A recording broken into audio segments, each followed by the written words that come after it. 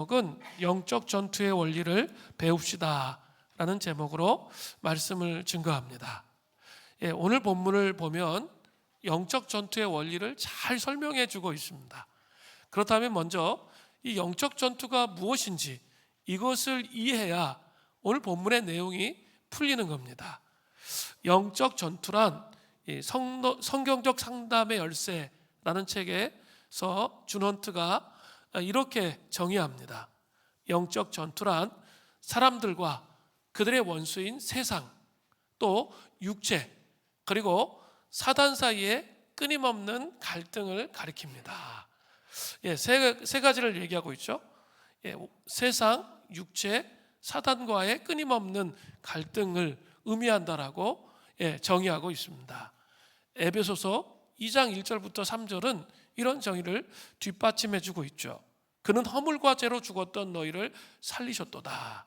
그때 너희는 그 가운데서 행하여 이 세상의 풍조, 세상 풍조를 따르고, 세상이 나오죠. 세상 풍조를 따르고 공중의 권세 잡은 자를 따랐으니 곧 지금 불순종의 아들들 가운데 역사하는 영이라. 공중의 권세 잡은 자, 이게 누구입니까? 사탄이죠. 사탄에 대해서 나와요. 3절에 전에는 우리도 그 가운데서 우리 육체의 욕심을 따라, 또 육체가 나오죠. 지내며 육체와 마음이 원하는 것을 하여 다른 이들과 같이 본질상 진노의 자녀였더니, 새 영역이 나타나고 있습니다. 영적 전투라는 건 뭐라고요? 이 새 영역과 사이에 끊임없는 우리 안에 있는 갈등을 의미한다라고 그렇게 정의하고 있습니다. 그렇다면 새 영역을 좀 살펴봐야 되겠죠. 첫 번째 영역은 뭐라고요? 세상입니다. 세상은 헬라어로 코스모스라고 하는데, 성경의 다른 문맥들에서는 그냥 단순하게 지구, 지구상의 인류, 사람들을 의미합니다. 대표적인 구절이 요한복음 3장 16절이죠. 하나님이 세상을 이처럼 사랑하사. 여기 세상은 뭐예요? 그 지구상의 인류를 의미하는 거지, 이렇게 이 세상의 다른 의미를 의미하는 것이 아니죠.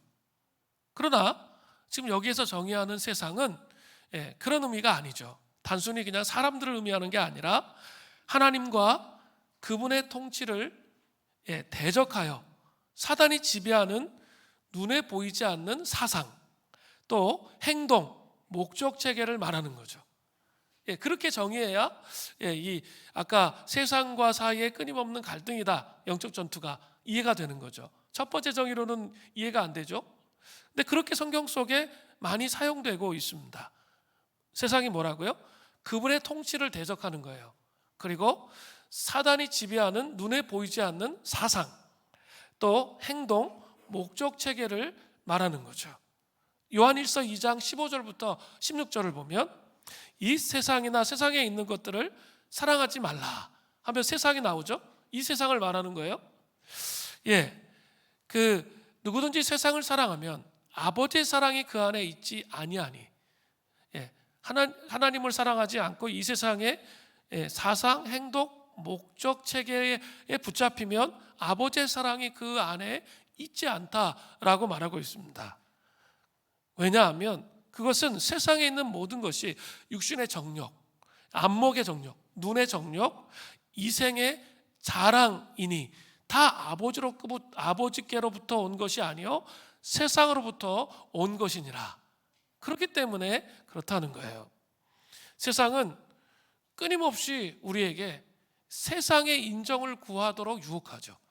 세상의 인정을 구하지 않으면 우리가 이 땅에 살 수 없다라는 메시지를 끊임없이 우리 살아가는데, 언론과 관계 안에서 끊임없이 우리에게 이야기하잖아요.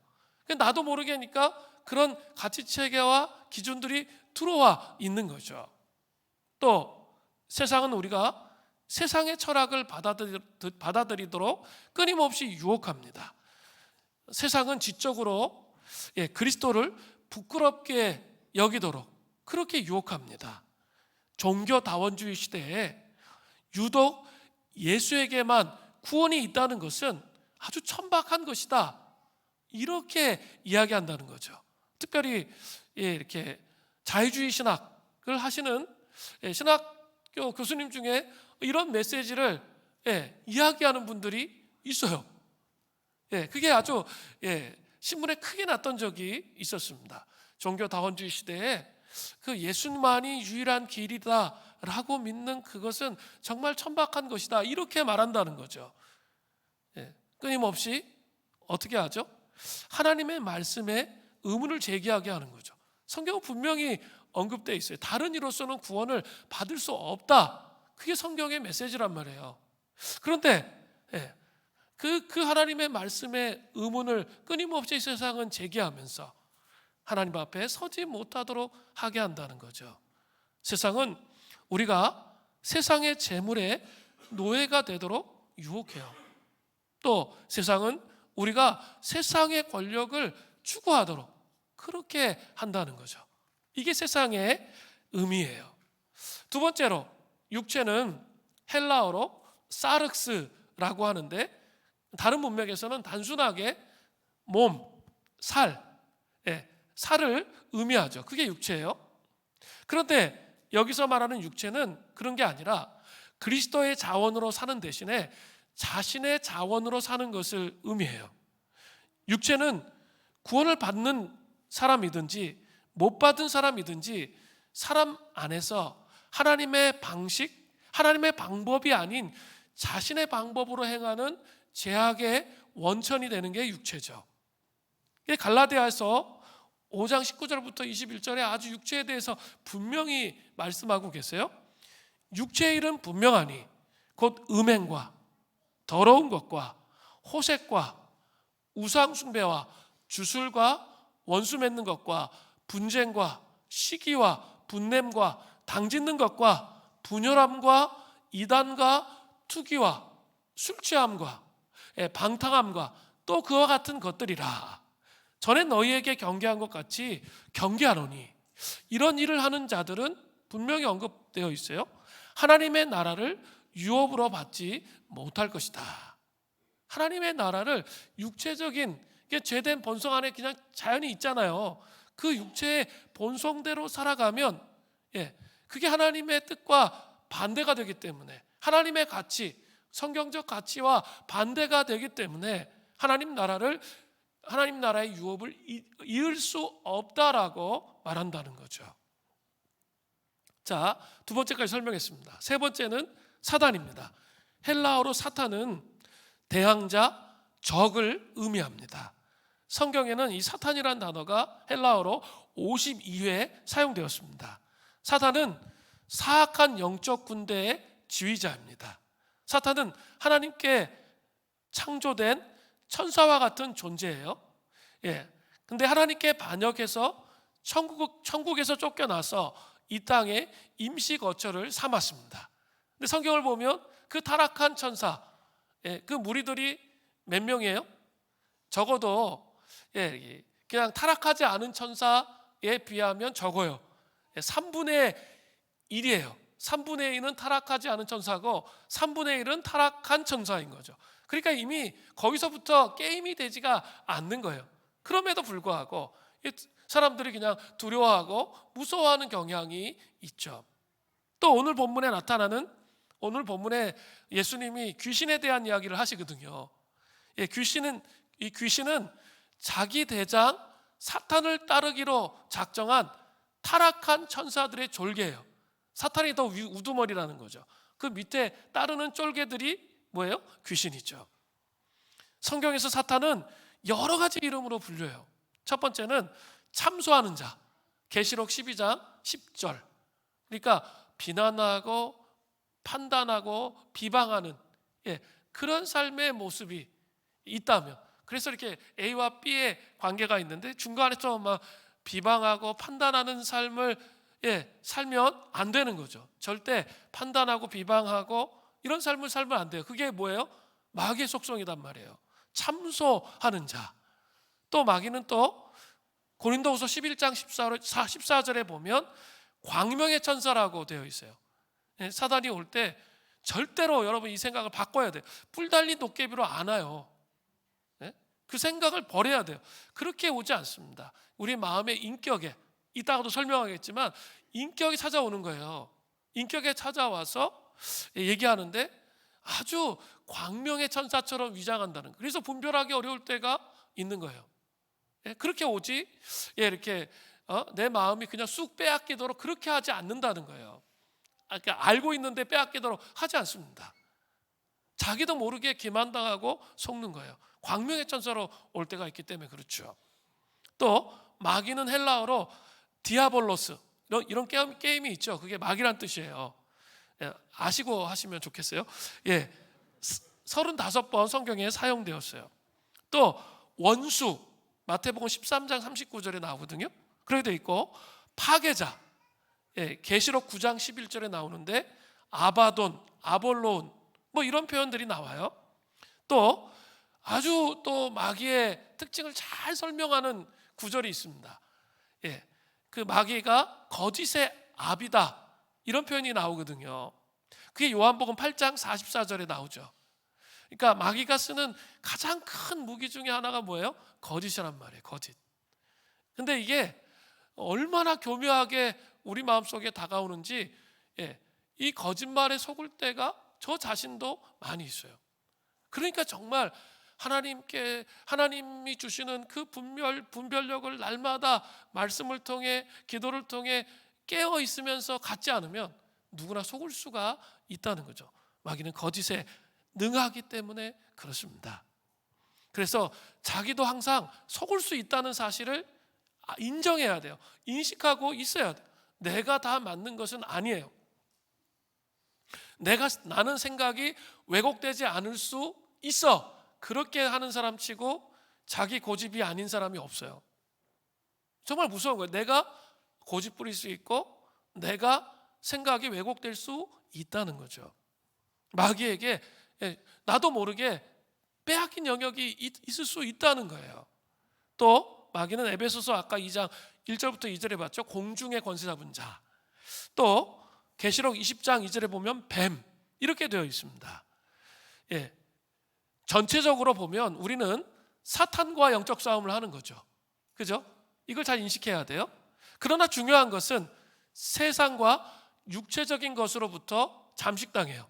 그러니까 이따 나중에 설명할 텐데 스트롱홀드가 생기는 거예요. 견고한 진이. 내가 이렇게 육체적인 것, 또 세상적인 가치 내 안에 막 들어오는데 나도 모르게 그냥 내버려 두면 어떻게 된다는 거예요? 그게 습관이 되는 거예요. 습관이 되면서 나도 모르게 왜곡된 가치가 반응된다는 거죠. 그러면 내 안에 습관을 통해서 진이 생기는 거예요. 견고한 진, 스트롱홀드. 그러면 그 견고한 진이 어떻게 돼요?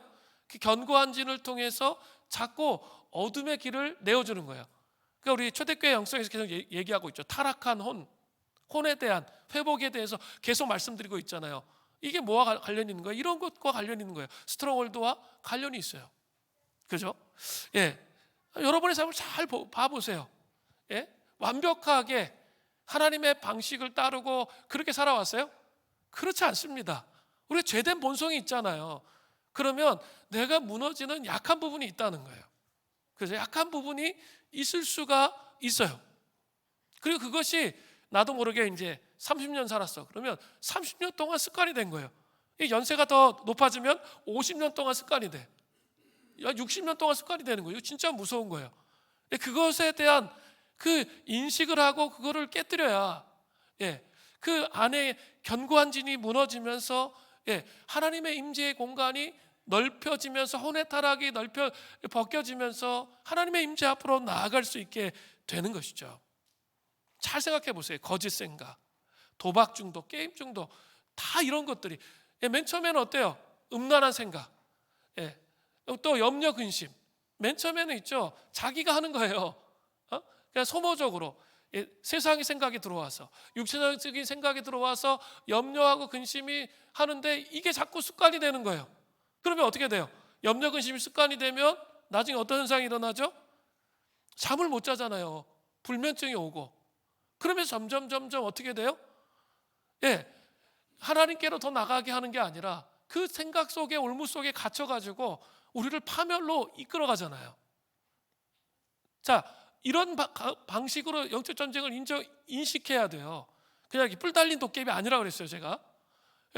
자기의 삶을 잘 내면을 보면 이런 영적 전쟁이 계속 일어나요. 중독도 일어나는 게 그런 거잖아요. 자기는 하기 싫어. 근데 끌려가잖아. 습관이 돼서 끌려가는 거예요. 나도 모르게 끌려가고 있는 상태가 되는 것이죠. 그런 게 이제 사탄과의 영적 싸움이고, 이 견고한 짐이 생겨 세상과 육체적인 것으로 인해서 습관이 생기면서 어두움이 그만큼 잠식해가는 거예요. 내 인격 안에. 그렇게 간다는 거죠. 그러나 중요한 것이 있습니다. 영적 전투의 궁극적인 승리자가 누구입니까? 이걸 헷갈리면 안 돼요. 골로새서 2장 15절에 분명히 말해요. 통치자들과 권세자들, 사탄의 세력을 의미해요. 무력화하여 드러내어 구경거리로 삼으시고 십자가로 그들을 이기셨느니라. 십자가로 말미암아 그들을 이겼다. 그 우리의 인격 안에 타락한 혼에 작동하는 그 어둠을 이기셨다라고 이야기하는 거예요. 십자가로 말미암아 이긴 거예요. 그런데 여러분 잘 이해할 개념이 있는데, D-Day와 V-Day의 개념을 잘 이해해야 돼요. 그러니까 예수님이 지금 초림하셨죠. 그렇지만 재림하시는 날이 또 와요. 그게 D-Day와 V-Day의 관계예요. 2차 세계대전에 노르망디에 상륙했잖아요, 연합군이. 그러면서 어때요? 결정적인 승리의 기회를 잡잖아요. 그게 뭘까요? D-Day죠. 전쟁이 끝났습니까? 안 끝났습니까? 아직 전쟁이 있다는 거예요. 그러니까 계속 우리 안에 싸움을 걸어온다는 거예요. 우리가 십자가 안에 승리했는데, 십자가로 말미암아 승리했는데 계속적인 싸움이 우리의 삶 속에 있다는 거죠. 그죠? 이것을 인식하지 않으면 안 되는 거죠. 인식하고 있어야 돼요. 그래서 이렇게 결정적인 그 원수 마귀의 그 머리를 밟아 이기셨는데 그 타격을 준 거예요. 근데 주님이 오시는 그날까지 이제 V-Day까지 어떻게 해야 돼요? 베를린까지 완전히 점령해야 전쟁이 끝나는 거죠. 그렇게까지 가야 한다는 거죠. 자, 이제 아주 중요한 제가 얘기를 했어요. 제가 내적 지수 세미나 할 때 주로 했던 내용들이 이런 내용이거든요. 이것을 인격 안에서 이해하지 못하면 문제가 심각하게 발생해요. 자, 이제 이런 내용을 이해한 다음에 오늘 본문을 봐야 돼요. 사건 발단과 무리의 반응을 좀 보겠습니다. 누가복음 11장 14절 전반절이에요. 예수께서 한 말 못하게 하는 귀신을 쫓아내시니 귀신이 나가매 말 못하는 사람이 말하는지라. 자, 오늘 본문에서 말 못하게 하는 귀신이 들려있는 것처럼 되어 있죠. 그런데 같은 본문이 있어요. 마태복음에 보면 그가 말만 못한 게 아니라 눈까지 멀었던 것을 알 수 있어요. 눈까지 멀어 있었어요. 마태복음 12장 22절에 보세요. 그때 귀신 들려 눈 멀고 말 못하는 사람을 데리고 왔거늘 예수께서 고쳐주심에 그 말 못하는 사람이 말하며 보게 된지라. 자, 분명히 나오고 있죠. 예수께서 귀신 들려 눈 멀고 말 못하는 사람에게 귀신을 쫓아내어 주셨다는 거죠. 그런데 지금 그 귀신을 쫓아내어 주신 그 장면을 보고 무리들이 크게 세 가지로 반응을 합니다. 첫 번째는 누가복음 11장 14절 후반절의 반응이에요. 무리들이 놀랍게 여겼으나, 이렇게 돼 있죠, 간단하게. 그러나 마태복음을 보면 12장 23절을 보면 길게 되어 있어요. 좀 뒤에 또 추가적인 설명이 있어요. 무리가 다 놀라 이르되 이는 다윗의 자손이 아니냐 하니, 이 다윗의 자손이 뭐예요? 메시아가 아니냐라는 뜻이에요. 이사야서에 예언되어 있는 메시아가 오면 눈먼 자들이 눈을 뜨고 귀머거리가 열리고 말 못하는 자가 말할 것이라는 예언이 있거든요. 그 예언이 지금 이루어진 것이 아니냐라고 충격받아서 그렇게 고백하는 무리가 있었습니다. 두 번째 사람의 반응은 무엇입니까? 누가복음 11장 15절이에요. 그 중에 더러는 말하기를 그가 귀신의 왕 바알세불에 힘입어 귀신을 쫓아낸다 하고, 그 중에 더러는 마태복음 12장 24절을 보면 그들은 바리새인들이었어요. 바리새인들. 그들은 엉뚱한 말을 한 거죠. 예수님이 귀신의 왕 바알세불을 힘입어 귀신을 쫓아내었다라고 말하고 있는 거예요. 바알세불은 열왕기하 1장 2절에 나타나요. 거기에는 바알세붑, 비읍으로 되어 있어요. 불이 아니라, 리을이 아니라 바알세붑으로 되어 있습니다. 바알은 통치자, 주인, 신이란 뜻이에요. 세붑은 똥파리란 뜻이에요. 똥파리. 그러니까 이 둘을 합치면 어떻게 되죠? 똥파리의 왕이라는 거예요. 이것은 조롱조의 말인 것이죠. 이것은 다름 아닌 사탄을 가리키는 말이에요. 단순하게 말하면 예수님이 사탄의 힘으로 귀신을 쫓아냈다라고 말하는 거죠. 참 어이없는 반응입니다. 그러나 지금 우리 누가복음 전체를 계속 보고 있는데 계속 갈등이 있잖아요. 종교 지도자들과 갈등이 계속 있었기 때문에, 계속 그 마음이 꼬여 있었기 때문에 평가절하하는 것은 어떻게 보면 당연한 일인지도 모르겠습니다. 그게 두 번째 반응이에요. 그 세 번째 반응은 무엇입니까? 누가복음 11장 16절을 보세요. 또 더러는 예수님을 시험하여 하늘로부터 오는 표적을 구하니. 세 번째는 이 귀신 축출 사역을 통해서 메시아이심을 증명할 수 없으니 더 센 기적을 보여달라는 이야기예요. 예를 들면 모세가 홍해를 가른 것처럼, 여호수아가 해를 멈추는 기적을 일으켰던 것처럼 그런 일을 일으켜 달라는 거예요. 근데 잘 생각해보고 묵상해 보세요. 축사의 사역을 통해서 전 인격이 온전해지는 것을 믿지 않는 사람들이 다른 사람들에게 다른 기적이 필요 없지 않겠어요? 논의할 가치도 없는 거죠. 이제 예수님은 특별히 두 번째 사람의 생각에 맞추어서 논리적인 반박을 하고 계시는 내용이 오늘 본문이에요. 혼자 읽을 때 이거 잘 해석하기가 쉽지 않아요. 오늘 본문의 내용입니다. 그런데 이 내용을 잘 살펴보면 영적 전투에서 알아야 할 원리가 아주 중요하게 나타나고 있습니다. 꼭 우리는 영적 전투의 삶을 살 때 꼭 알아야 되는 네 가지 원리가 있다는 거예요. 첫 번째는, 영적 전투에서 알아야 하는 원리 첫 번째는, 사단의 나라는 스스로 분쟁하지 않는다는 거예요. 자, 누가복음 11장 17절을 보세요.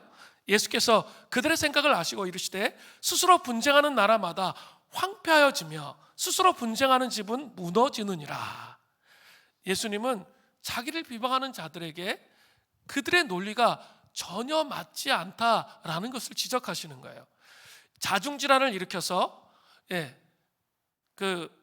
온전하게 남아있을 수 있는 집이나 나라가 없다는 거죠. 매일 집안 사람끼리 싸워 갈등하고 부부싸움하고 문제가 계속 일어나요. 그러면 그 가정은 오래가지 않아서 깨어지는 거죠. 나라도 마찬가지죠. 나라에 이 각 정당이 있잖아요. 이 정당의 목표는 뭡니까? 정권의 창출이죠. 그러니까 그 정권의 창출의 목적을 위해서 열심히 노력하는 것은 정당이에요. 그런데 문제는 뭐냐면 나라가 심각한 위기에 빠진 거예요. 그런데 또 계속 자기 정권의 창출을 위해서 노력한다면 그 나라는 어떻게 되죠? 자중질환으로 인해서 무너지는 거죠. 그때는 정말 상생하고 협력을 해야 할 때라는 것이죠. 너 죽고 나 죽자, 이건 안 된다는 거예요. 건강하지 못한 것이죠. 일반 논리로 예수님께서 말씀하셨어요. 그리고 나서 좀 더 구체적으로 이제 그 논리를 대입시키는 거예요. 누가복음 11장 18절을 보세요. 너희 말이 내가 바알세불을 힘입어 귀신을 쫓아낸다 하니 만일 사탄이 스스로 분쟁하면 그의 나라가 어떻게 서겠느냐. 자, 예수님은 분명히 말씀하고 계세요. 사탄의 나라는 우리가 생각하는 것만큼 그렇게 엉터리 나라가 아니라는 거예요. 이것은 예수님이 사탄의 나라의 정체에 대해서 성경을 통해 처음 밝히신 그런 말씀이에요. 사람들은 사탄의 나라가 있는 것조차 잘 몰라요. 그러나 사탄의 나라에는 조직이 있어요. 그리고 엉성하지 않다라고 말씀하고 계십니다. 겉으로 보기에는 사탄의 나라가 있는 것조차도 드러나지 않지만 실제로 하나님 나라를 망치고 방해하는 것에서는 절대 분쟁하지 않고 일사불란하게 움직인다는 거예요. 하나님 나라 이 소리만 들어도 막 치떨면서 일사불란하게 움직인다는 거죠. 사단은 하나님 나라의 백성들 중에 누구를 공격해야 할지 우리보다 나아요 정확하게 알고 있습니다. 예, 그런 사람은 공격 안 당해요. 걱정하지 마세요. 그냥 이렇게 무기력하게 그냥 있으면, 그냥 무기력한 삶을 살고 있으면 절대로 공격하지 않습니다. 그냥 그렇게 살다가 그냥 파멸되는 거기 때문에, 아시죠? 무기력한 삶의 결론. 우리 얘기하지 않아도 되잖아요. 그냥 그게 그렇게 그냥 가만히 있으면 얘는 자동으로 그냥 사단이 공격하지 않아도 돼. 육의 생각과 세상의 생각에 묶여서 그냥 한탕주의 뭐 그런 거 노리고 가만히 있으면 어떻게 될까요? 그냥 죽는 거예요. 그죠? 걔를 뭐 건드릴 필요가 뭐가 있어요? 그냥 너 그렇게 살다가 죽어 이렇게 하면 돼요. 그런데 어떤 사람을 공격할까요? 하나님 나라에 대한 비전을 품었어. 그리고 하나님 나라에 대한 열정이 막 넘쳐. 그러면 어떻게 할까요? 엄청난 방해와 집중적인 공격을 하는 거죠. 한번 잘 생각해 보세요. 응? 하나님 나라의 그 비전을 품었어요. 그럼 공격해요. 우리 전도할 때 잘 경험되잖아요. 우리 뭐 태신자 작정해가지고 기도하면 정말 오랜 시간 기도하는데 전날 꼭 온다고 철석같이 약속하는데 그 다음날 대부분 옵니까 안 옵니까? 그 다음날 오는 경우는 한 20%그 정도밖에 안 돼요. 예? 왜 그럴까요? 왜 그럴까요? 예, 그 사람이 그 하나님의 통치를 알고 하나님 나라를 경험하는 거 원수 마귀가 정말 싫어하는 거예요. 정말 싫어해. 그래가지고 그렇게 되지 않도록 묶어놓는 거죠. 그렇게 하기 때문에 그래요. 또 우리 구원의 절기 하잖아요. 정말 구원의 절기를 초대교회 이 절기를 따라 이 절기를 매주 하잖아요. 이거 되게 중요해요. 왜냐하면 왜냐하면 사탄이 그걸 싫어해. 왜요? 이 사람이 정직하게 자기 인식을 하고 자기의 죄가 무엇인지 알고 내 방식을 벗고 하나님의 방식대로 삶을 살려고 하면 어때요? 그 하나님 나라가 이 땅에 그 사람을 통해 오잖아요. 그럼 어떻게 해야 돼요? 입장 바꿔 생각해 보세요. 그럼 어떻게 해야 돼요? 어떻게든지 그거 하지 못하게 하는 거예요. 그럼 어떻게든지 이렇게 자기 성찰 못하게 하는 거죠. 그래서 이렇게 성찰하기가 맨정신으로 성찰하기가 쉬워요, 어려워요? 어려워요. 막 자존심 상하고 막 힘들고 그래가지고 막 엉뚱한 데로 빠져. 그러면서 어때요? 집중하지 못하게 해요. 그리고 맨 처음에 자기 성찰하려고 그냥 앉아있어 기도하고 그러면 여러분 성찰이 쫙 됩니까? 저는 그런 적이 한 번도 없어. 그냥 아주 부분적인 거 파편 하나 이런 거 생각나. 그럼 안 돼요. 왜 그럴까요? 그게 열려가지고 자기의 문제가 무엇인지 알고 이 사람이 회개한단 말이에요. 그래서 자기 안에 있는 이 견고한 찐을 이렇게 없애버렸어요. 그러면 어떻게 되는 거예요? 그 사람의 더 강력한 하나님 나라의 임재가 오잖아요. 그럼 그 사람을 통해 주변에 영향을 미칠 수 있게 되잖아요. 하나님 나라가 오잖아요. 그럼 어떻게 해야 돼요? 여러분이 반대라면 어떻게든지 그건 못하게 막아야죠. 이렇게 한다는 거죠. 교회도 마찬가지예요. 그래서 저도 뭐 가끔 그렇게 생각할 때가 있어요. 왜곡된 생각이죠. 뭐냐면 그냥 이렇게 뭔가 이렇게 하나님 나라를 위해서 뭔가 해보려고 하면 항상 방해가 있거든. 그러니까 나도 좋은 게 좋은 거니까 가만히 있어 볼까? 여러분 이런 생각 안 드세요? 내가 괜히 뭐 이렇게 해가지고 나도 좀 이미지 좋은 사람 되고 싶고 좀 이렇게 인자한 목사님인 것처럼 느껴지게 되고 싶고 막 이러잖아요. 저 그런 유혹이 없겠어요? 그냥 편하게 가만히 있지. 괜히 뭐 한다 그래가지고 지금도 머리가 아픈데 괜히 뭐 한다 그래가지고 이게 되는 건지 안 되는 건지 그리고 막 여러 가지 막 갈등의 구조들이 일어난다는 거죠. 그죠? 갈등의 구조들이 막 일어나요. 근데 왜 제가 그런 일을 왜 해야 되죠? 이런 질문을 던질 때가 있죠. 그런데 너무나 명확해요. 그렇구나.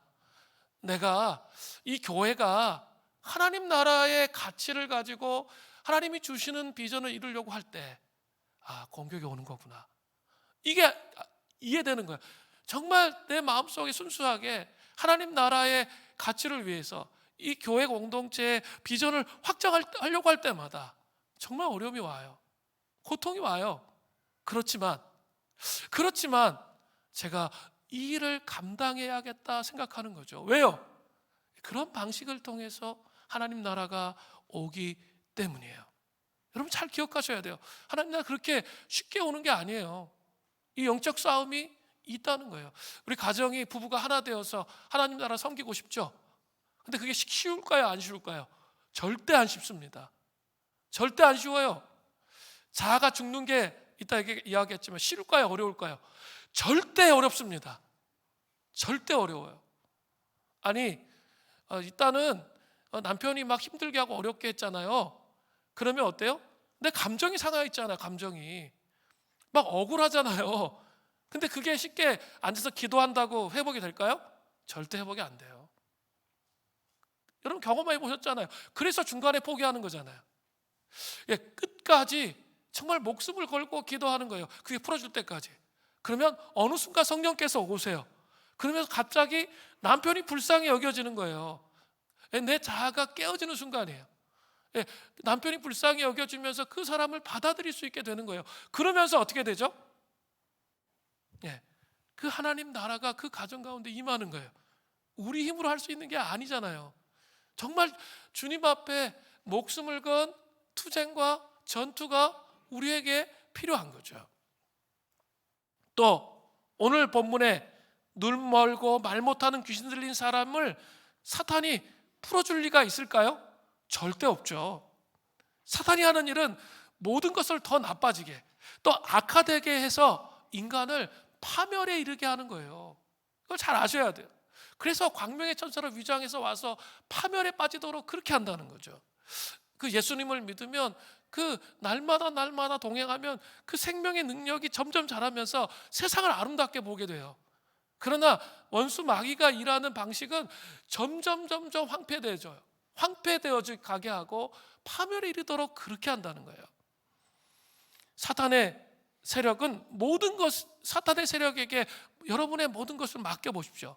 그러면 그들은 우리를 아주 일사불란하게 우리를 망쳐 놓을 겁니다. 결코 사탄의 나라는 스스로 분쟁하지 않습니다. 그러나 사탄은 하나님 나라를 깨뜨리기 위해서 쓰는 주 무기 중에 하나가 있어요. 분열과 분쟁으로 책동하는 거예요. 안타까운 것은 주님의 몸된 교회를 분열하려는 사탄의 획책 속에 속아 넘어가서 갈등이 일어나는 교회가 정말 무지하게 많잖아요. 그것을 그러니까 인간적인 눈으로만 보면 세상에 정말 나처럼 억울한 사람이 없어요. 나처럼 목회자들이 상처받아서 정말 나처럼 억울한 게 없고요. 성도들이 상처받아서 나처럼 억울한 게 없어요. 인간적으로. 그러니까 안 풀리는 거죠.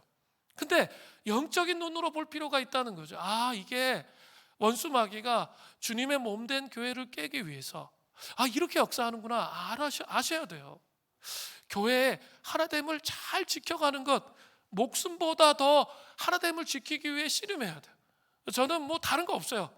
제가 욕먹어도 괜찮아요. 그런데 이 하나됨을 지키기 위해서 제가 근심하는 거예요. 저도 좀 이 근심을 정말 벗고 싶어요. 교회를 위해서. 너무 무거워. 하나됨을 지키기 위해서 제가 포기하고 희생해야 할 게 너무 많아요. 여러분 그거 아셔야 돼요.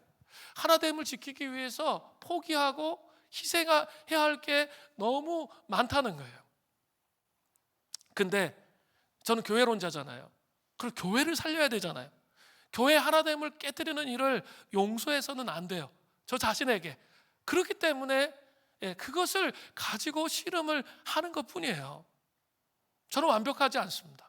저도 상처받고 저도 힘들고 저도 어려워요. 그런데 교회를 깨뜨리면 안 되잖아요. 여러분 너무 이렇게 근거 없이 떠도는 생각에다가 자기의 생각을 확장해가지고 교회 뭐가 이렇더라 저렇더라 이거 말하면 안 돼요. 그것을 통해서 교회가 하나됨을 깨지도록 그렇게 만드는 거예요. 그러면 그 손해가 다 누구에게 돌아와요? 본인에게 돌아와요. 교회가 깨지면 본인이 고통스러운 거예요. 그 고통의 현장 속에 하나님의 임재 안에 들어가지 못하게 된다는 거죠. 이게 사단의 그 분열과 분쟁의 책동이라는 거예요. 자기들은 절대로 안 깨져, 일사불란해 그러면서 있죠. 하나님의 교회가 무기력하게 하나님 나라를 섬기지 못하도록 그렇게 한다는 거예요. 정신을 차려야 돼요. 거짓된 소문들을 끌어낼 줄 아셔야 돼요. 그것이 정말 중요합니다. 제가 기억이 납니다. 제가 젊은 날에 농화를 갔어요. 근데 그 매화 마을이라는 곳이었어요. 그런데 거기에 온누리교회 출신의 목사님이 계셨어요. 그래서 목회 하나 보다 생각했어요. 그냥 온누리교회 출신이니까 이렇게 도시에서 목회하시는 그런 목사님이잖아요. 그런데 시골에 와서 목회하니까 정말 특이하다. 선교적인 비전을 가지고 이렇게 선교적인 공동체로 농촌을 살려보아서 선교와 연합시키는 그런 목회를 하겠다는 얘기에서 제가 대단한 신선한 충격을 받았어요. 그런데 제가 한 10년 전에 그분의 소식을 들었어요. 이제 갔는데 그렇게 비전을 품고 가가지고 막 거창하게 시작했는데 성도들과 이 목사님 사이에 완전히 자중질환이 일어난 거예요. 그래서 이게 이제 거의 깨지게 일보 직전까지 온 거죠. 그래서 이제 이 목사님이 고민한 거예요. 공동체를 해체해야 할지 아니면 계속 가야 할지 고민하면서 제가 기도로 승부해야겠다. 이 문제가 해결될 때까지 이 기도실에서 나오지 말자 하면서 기도하기 시작했어요.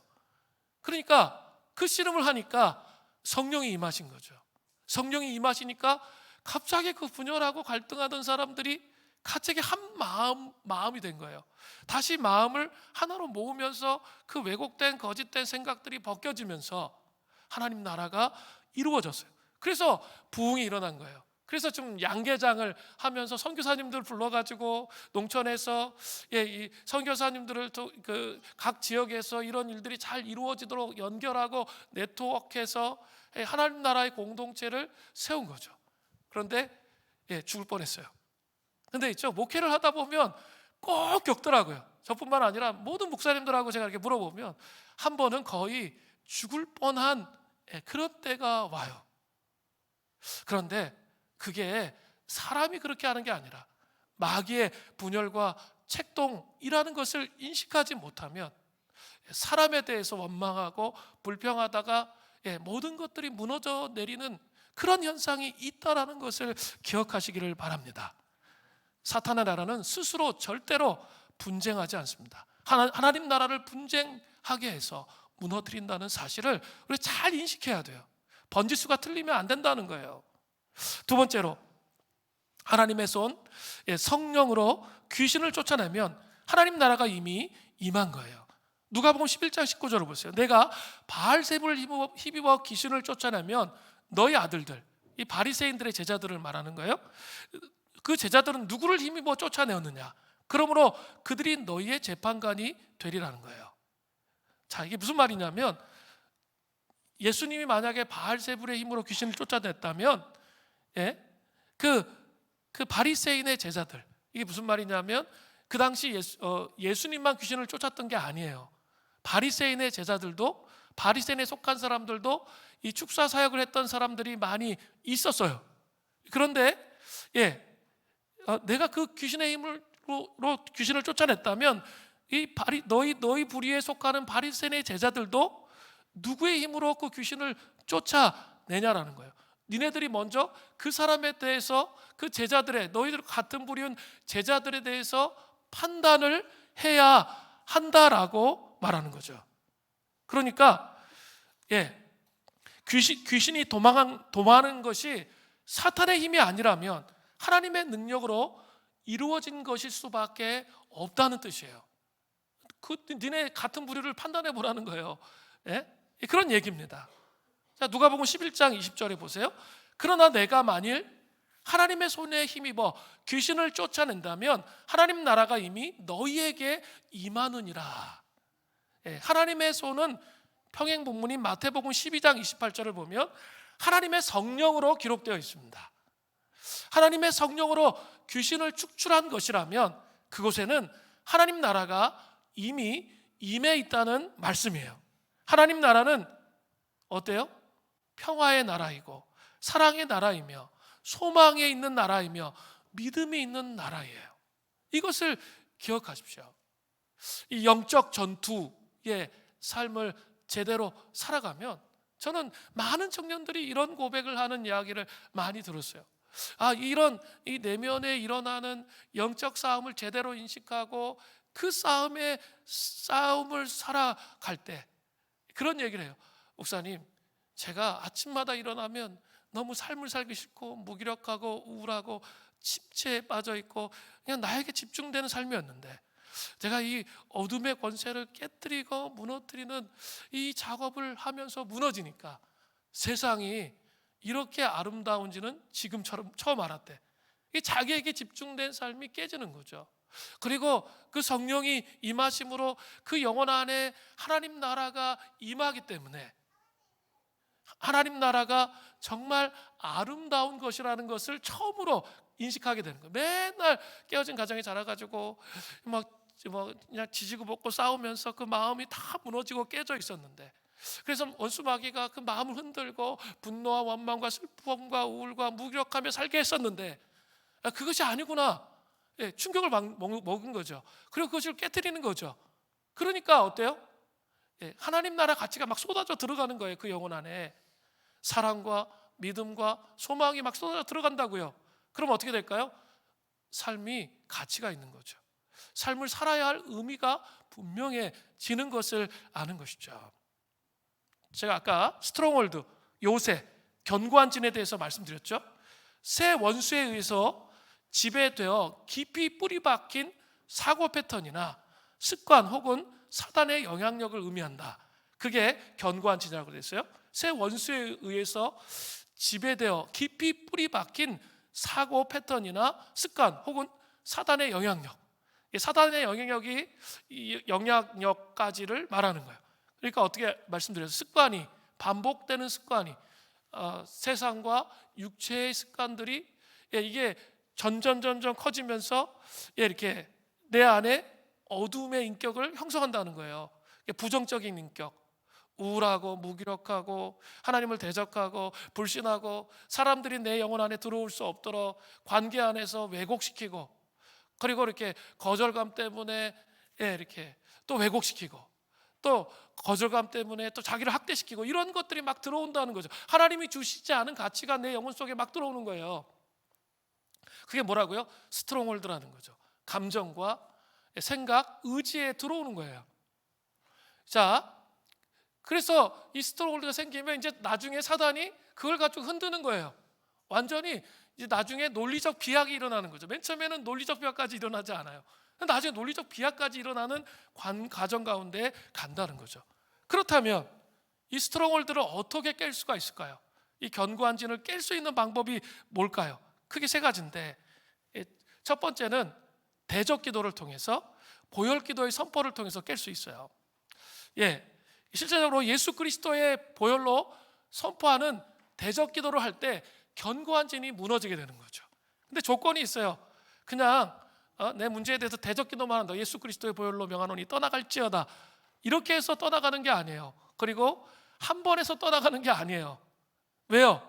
스트롱홀드는 어때요? 내 인생 전체를 통해서 반복된 패턴으로 만들어놨잖아요. 불안한 게 그냥 삶이야. 이게 반복대로 된 거죠. 가장 먼저 해야 될 게 그럼 뭐겠어요? 대적 기도가 아니에요. 먼저는 뭐예요?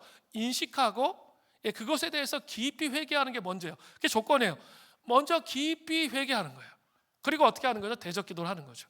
그런데 대적 기도 한 번 한다고 해결 다 되는 게 아니라고 그랬죠. 그래서 뭐가 있어요? 우리에게 아주 중요한 무기가 하나 더 있어요. 보혈 기도가 있잖아요. 보혈 기도를 통해서 또 계속 선포하죠. 반복적으로 선포하죠. 그러면 그 반복적으로 선포하다 보면 그게 습관이 되는 거예요. 그게 내 안에 자리 잡는 거죠. 그러면 다시 또 그걸 가지고 어떻게 해요? 내 인격에 있는 견고한 진을 향해서 나를 우울하게 하고 무기력하게 하고 이런 것들을 향해서 대적 기도하는 거죠. 깨트리는 거예요. 선포하는 거죠. 그리고 또 하나님이 또 깨닫게 해주셔서 내가 이게 왜곡된 패턴으로 반응한 것에 대해서, 그럼 어떻게 해야 돼요? 회개하는 거죠. 이 패턴을 도는 거예요. 이게 첫 번째예요. 스트롱홀드를 깰 수 있는 방법은 회개와 대적 기도와 이 보혈 기도문을 잘 활용하는 거예요. 그래서 그것이 나의 삶의 스타일로 자리 잡도록 하는 거예요. 두 번째로, 말씀과 설교를 통해서 깨질 수 있죠. 그죠? 끊임없이 말씀 묵상하는 거예요. 우리는 이 말씀을 묵상하지 않으면 이 영적 힘이 공급되지가 않는 거예요. 하나님의 가치가, 하나님의 방식이 내 안에 공급이 되지 않는데 이길 수 있다고요? 절대 이기지 못합니다. 그래서 마귀가 여러 가지 방법으로 공격해요. 읽기 싫어. 그죠? 여러분 그러시죠? 저도 그럴 때가 많은데 뭐. 때로는 말씀을 읽기가 싫어져요. 그런 거 느끼시잖아요. 그런 공격이 온다는 거예요. 그럴 때마다 이 영적 생명이 내 안에 들어오도록 씨름해야죠. 어떤 날은 이래요. 읽고 있는데 뭘 읽었는지 기억도 안 나. 이런 씨름을 우리가 하잖아요. 그죠? 그런 과정을 다 겪어가잖아요. 그런데 그 말씀을 통해서 내 안에 이런 왜곡된 가치가 자꾸 무너지도록 그렇게 해야 된다는 거죠. 무너져야 회개하죠. 회개해야 대적기도 하고 또 세워갈 수 있죠. 그리고 또 중요한 게 뭘까요? 혼자 그렇게 하는 것도 중요하지만 선포되어진 말씀이 있을 때, 그래서 이 매주일마다 설교하잖아요. 레마의 말씀이 나에게 다가올 때 그것을 깨뜨리고 무너뜨릴 수 있는 힘이 생긴단 말이에요. 그렇게 하는 거예요. 내가 쌓아온 이 습관을 통해 쌓아온 것들이 하루아침에 무너진다고 생각하는 것은 착각이에요. 그렇게 호락호락하지 않아요. 내 생각으로 되는 게 아니에요. 이런 작업이 필요한 거죠. 그러면 이제 세 번째는 감사를 통한 치유 기도예요. 우린 자꾸 힘든 일이 있으면 그 사람에 대해서 미움과 원망으로 집중하게 되는 거죠. 그러면 해결되지 않습니다. 그죠? 더 이 어두움이 더 강해져. 그런데 정말 성령의 임재 안에서, 그러니까 기도의 자리에서 씨름해야 되는 거예요. 성령의 임재 안에서 그 사람이 불쌍하다는 걸 느낄 때, 이 사람이 혼의 타락으로 인해서 이런 부분이 있어서 나를 이렇게 건드리는구나. 어떻게 보면 이 사람은 그래도 하나님의 형상이야. 그래도 하나님 만나고 있는 사람이지. 이렇게 생각한다면 어때요? 패러다임 바뀌어요. 그리고 그 감사를 통해서, 주님 그래도 이 사람이 하나님을 알고 있어서 너무 감사합니다. 그렇게 고백하기 시작하면 사랑할 수 있게 돼요. 그리고 축복할 수 있게 돼요. 그렇게 되면 그렇게 되면 그 사람과 내가 미움을 통해서 결속되었던 것들이 풀어지는 거예요. 이게 뭘까요? 이게 진짜 영적 전투예요. 영적 전투를 너무 신비한 것으로 생각하지 마시고 자기 내면에 이게 영적 전투인 거예요. 그 삶을 살아가는 거죠. 고린도전서 10장 3절부터 4절에 보면 우리가 육신으로 행하나 육신을 따라 싸우지 아니하노니 우리의 싸우는 병기는 육에 속한 것이 아니요 오직 어떠한 견고한 진도 무너뜨리는 하나님의 능력이라. 모든 인원을 무너뜨리며, 분명히 되어 있죠. 어떠한 견고한 진도 무너뜨리는 하나님의 능력을 가지고 싸우는 거죠. 세 번째는 영적 전투에서 알아야 할 세 번째 것은 더 강한 자가 빼앗아 나누었다는 사실이에요. 자, 누가복음 11장 21절을 보세요. 강한 자가 무장하고 자기 집을 지킬 때에는 그 소유가 안전하되. 자, 강한 자는 여기서 누구죠? 사탄이에요. 그들이 자기 집, 세상을 의미하는 거죠. 무장하고 지킵니다. 그런데 무엇을 지켜요? 사탄의 소유를 지키는 거죠. 사탄의 소유. 그 소유가 무엇입니까? 그것은 사탄이 지배하는 사람과 가치를 지키는 거예요.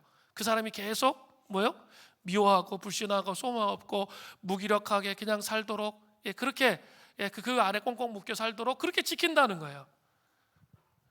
그죠? 그걸 말하는 거예요. 잘 생각해 보세요. 사람들은 누구나 태어날 때부터 죄인으로 태어나요. 그 마음속에 하나님을 부정하는 어리석음이 있잖아요. 또 하나님의 말씀을 잘 듣지 않을 뿐 아니라 사탄이 무장하고 그들의 내면을 지켜요. 그죠? 또 사탄을 제가 계속 얘기하잖아요. 너무 뿔 달린 도깨비로 생각하지 말라고. 그렇지 않습니다. 인격성을 가지고 있다고 그랬잖아요. 인격성. 그리고 우리 마음속에 자연스럽게 침투해서 교묘하게 우리에게 다가온다는 거죠. 생각으로, 감정으로. 우리가 분간할 수 없을 정도로 제 안에 들어와요. 하다못해 하나님을 믿는 사람들조차 불순종함으로 사단의 희생물이 되어 가는 것을 볼 때가 있어요. 천하장사 삼손도 한때는 성령에 충만해가지고 나귀턱뼈 하나로 1000명씩이나 죽였잖아요. 그런데 드릴라의 유혹에 자기 약점 견고한 진에 의해서 무너져 내려 버리잖아요. 여러분 보셨죠? 물론 나중에 전적인 하나님의 은혜로 회복되는 것도 보시지만 그것을 보세요. 생각보다 사탄은 강한 자입니다. 사탄의 주무기는 거짓말이에요. 진리를 거짓으로 의심하도록 만들며 참 하나님을 찾지 못하게 하고 거짓 신에게 절하도록 하는 거예요. 말씀에 집중하지 못하도록, 감동이 없도록 끊임없이 우리의 삶 속에 역사해요.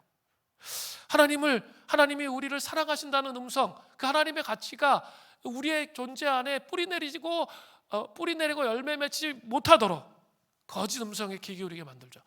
야, 너 그 따위로 사는데 하나님이 너 사랑하냐? 너 사랑하지 않아. 이런 메시지가 끊임없이 우리의 마음속에 들려오잖아요.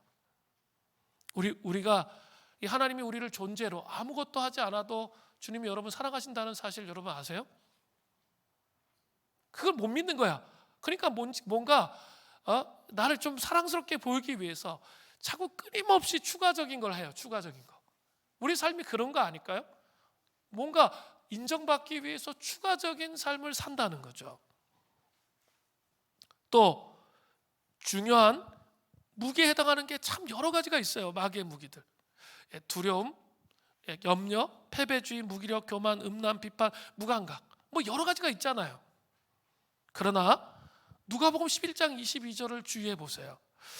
더 강한 자가 와서 그를 굴복시킬 때에는 그가 믿던 무장을 빼앗고 그의 재물을 나누느니라.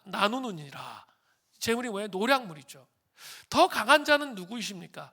예수님 자신이죠. 강한 자가 있는데 더 강한 자는 예수님 자신이셔요. 예수님께서 십자가로 사단의 머리를 밟으심으로 굴복시키셨어요. 그래서 사단이 믿던 무장들 있죠. 거짓, 두려움, 염려, 패배지, 무기력, 음란, 뭐 이것들을 다 빼앗으시는 거예요. 그리고 그의 재물, 그가 그에게 노략물, 그에게서 뺏은 그 노략물을 바꾸는 거죠. 하나님과 관련된 연관된 소중한 가치가 되어서 믿음, 소망, 사랑 뭐 여러 가지 있잖아요. 그걸 통해서 나누어 주셨다는 거죠. 우리도 더 강한 자이신 예수님의 보혈을 의지하면서 나아갈 때 결국 승리를 경험할 수 있게 된다는 거죠. 이것은 이론이 아니라 관념이 아니라 실제입니다. 더 강한 자이신 예수 그리스도가 사단의 무장을 빼앗고 그의 재물, 노략물을 나누어 줄 수 있는 분이시라는 이 사실을 여러분 명심하시기를 바랍니다. 네 번째가 이제 보겠습니다. 네 번째는 영적 전투에서 알아야 하는 원리. 네 번째는 예수님 앞에서 자기 자아가 무너져 진정으로 자신이 죄인임을 인정한 사람만이 영적 전투를 통해서 성숙할 수 있습니다. 누가복음 11장 23절을 보세요. 나와 함께 하지 아니하는 자는 나를 반대하는 자요, 나와 함께 모으지 아니하는 자는 해치는 자니라. 이건 뭘 의미하는 거죠? 영적 전투에는 회색지대가 없다는 거예요. 둘 중에 하나라는 거예요. 그러면서 구체적인 예를 들어 설명하고 계세요. 그게 여러분 누가복음 11장 24절부터 26절이에요. 더러운 귀신이 사람에게서 나갔을 때 물 없는 곳으로 다니며 쉬기를 구하되 얻지 못하고 이에 이르되 내가 나온 내 집으로 돌아가리라 하고 가서 보니 그 집이 청소되고 수리되었거늘 이에 가서 저보다 더 악한 귀신 7을 데리고 들어가서 거하니 그 사람이 나중 형편이 전보다 더 심하게 되느니라. 오늘 본문에는 아주 희한한 사람이 나와요. 귀신이 물러가고 집이 잘 청소되어 있는 사람입니다. 이러한 사람은 명목상의 그리스도인이다, 이렇게 볼 수 있습니다. 청소라는 것은 개역 성경에 보면 소재라고 되어 있죠. 소재. 먼지를 털어내고 쓸어내는 것을 의미해요. 이러한 사람은 예수님을 믿는다고 결정해서 주일 성숙 꾸준히 잘하는 사람일 수도 있습니다. 또 교회 봉사에 열심히 사람일 수도 있습니다. 또 성경을 정말 열심히 읽고 있는 사람일 수도 있습니다. 겉으로 보기에는 달라져 있습니다. 그러나 여러분이 아셔야 할 것이 하나 있습니다. 소재하는 것과 세탁하는 건 달라요. 소재와 세탁은 다르다는 거죠. 예수님을 진짜 믿은 사람은 소재하는 사람이 아니에요. 예수 그리스도의 피로써 더러운 것을 완전히 씻어낸 사람이라는 거죠. 예수 믿는 사람은 적당히 자신을 개혁한 사람이 아니에요. 이게 진짜 어려운 거예요. 적당히 자신을 개혁한 사람은 명목상의 그리스도인밖에 될 수가 없어요. 그리스도 안에서 완전히 다시 태어난 새로운 피조물이 된 사람이라고 말할 수 있어요. 그래서 이 명목상의 그리스도인들은 어때요? 반대로 명목상의 그리스도인들은 죄 때문에 애통해하는 회개의 눈물이 별로 없어요. 하나님 앞에서 자신의 이기적인 자아가 완전히 무너져 본 경험이 없어요. 또 성경 말씀을 읽으면서 그 말씀에 부딪혀서 하나님의 말씀을 깨달아도 그 마음을 진정으로 하나님 앞에 쏟아놓은 기도를 해본 적이 없는 거죠. 다른 말로 얘기하면 영적 파산을 경험해 본 적이 없다는 거죠. 십자가밖에 없구나. 나의 삶 속에 진짜 십자가밖에 없구나라는 고백이 없는 사람의 모습이에요. 너무 중요해요. 여러분이 진짜 예수님을 경험하고 만나려면 다른 게 아니에요. 우리 얼마나 자존심 세요. 이렇게 자존심에 흠집 나면 못 살아가잖아요. 그런 사람들 많죠. 저도 그랬어요. 자존심에 흠집 나면 못 살겠더라고요. 나는 그렇지 않은데 나한테 그런 사람이라고 규정하고 막 그렇게 하면 있죠. 어때요, 여러분? 견딜 수 있어요? 못 견뎌요. 막 분노가 일어나고 따지고 싶고 막 그러고 싶잖아요. 그죠? 그게 뭡니까? 자기 자아가 살아있는 거죠. 그래서 제가 아까 말씀드렸죠. 자아가 살아 있어요. 누구나 다 자아가 살아 있어요. 그런데 주님이 뭐라고 말씀하세요? 자아를 죽이라고 하셨죠. 근데 여러분 정말 그런 대우를 받았는데 자아를 죽일 수가 있어요? 그런 사람은 거의 없어요. 그죠? 그냥 그렇게 할 수가 없어요. 일단 뭐 화가 나고 공격하고 분노하고 정죄하고 싶죠. 그래서 따지고 싶죠. 그런데 이 자아를 죽이는 것이 진짜 주님을 경험하는 원리예요. 영적 전투에서 승리하는 원리예요. 많은 사람들이 영적 전투 하는데 문제는 뭐예요? 변화가 없잖아요. 그 왜 그래요? 바로 여기에 걸리는 거예요. 자아가 죽는 경험이 반드시 있어야 된다는 거죠. 그러면 어떻게 해야 돼요? 막 화가 나고 분노가 일어나고 막 그러잖아요. 그럼 어떻게 해야 되죠? 기도의 자리에 머무는 거예요. 기도의 자리에 머무는 거예요. 그래서 막 그 화가 나고 분노하는 감정에 대해서 막 얘기하고 막 씨름하는 거예요. 그래도 안 풀리죠? 여러분 경험해 보셨나요? 안 풀려요. 쉽게. 나도 사람인데 안 풀려요. 그런데 중요한 것은 그런 씨름을 하다 보면 성령께서 찾아오세요. 그리고 그것을 깨뜨릴 수 있도록 도와주세요. 정말 제가 고통의 날개 속에서 절망하면서 하나님 정말 자존심 상하고 힘들고 어렵고 정말 저는 깰 수가 없어요. 성령님 오셔서 좀 도와주세요. 그렇게 씨름하잖아요. 그럼 성령님께서 반드시 찾아오십니다. 그 성령님께서 찾아오시면 할 수 있게 되는 거예요. 그렇게 미웠던 사람이 불쌍해 보여. 저 사람 저 혼외 타락의 문제가 다 해결되지 않았구나. 저런 모습이 있기 때문에 저런 거지 라고 생각하면서 그 다음부터 어떻게 되죠? 그 사람 그 다음에 품을 수 있게 되는 거죠. 이 영적 파산의 경험, 이게 있어야 진짜 그리스도인 되는 거예요. 특별히 모태신앙으로 오랫동안 자라신 분들은 이런 경험 별로 없어요. 그렇기 때문에 영적 성장이 지지부진한 거예요. 진짜 그 하나님 앞에 씨름하면서 그것을 깨트리는 은혜가 있기를 간절히 바랍니다. 또 성령 충만이 무엇이라고 물으면 이런 사람들은 인생이 송두리째 변화된 경험을 말하는 것이 아니라 상식적인 질문만 늘어놓을 뿐이에요. 이것이 바로 마음이 비어있는 상태예요. 성령께서 당장 그 마음속에 들어오지 않으시면 자기중심적인 여러 가지 잡초가 더 우거지게 되는 거죠. 이 마음을 가지고 영적 전투에 결코 참여해서 깊은 변화를 가져올 수 없습니다. 그렇게 될 때 나중 상황이 더 악화될 뿐이에요. 더 악한 귀신 7이 들어왔습니다.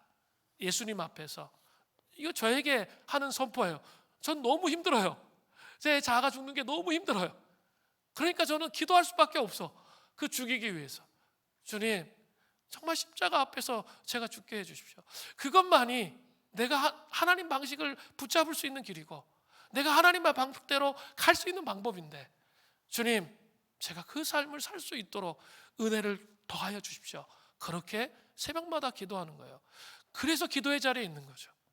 뭐 복을 구하기 위해서 있는 게 아니에요. 저는 그 싸움을 하는데 시간이 다가. 정말 하나님 그렇게 되게 해 주십시오. 그래야 하나님 나라를 어떻게 될 수 있죠? 유업으로 이을 수 있기 때문입니다.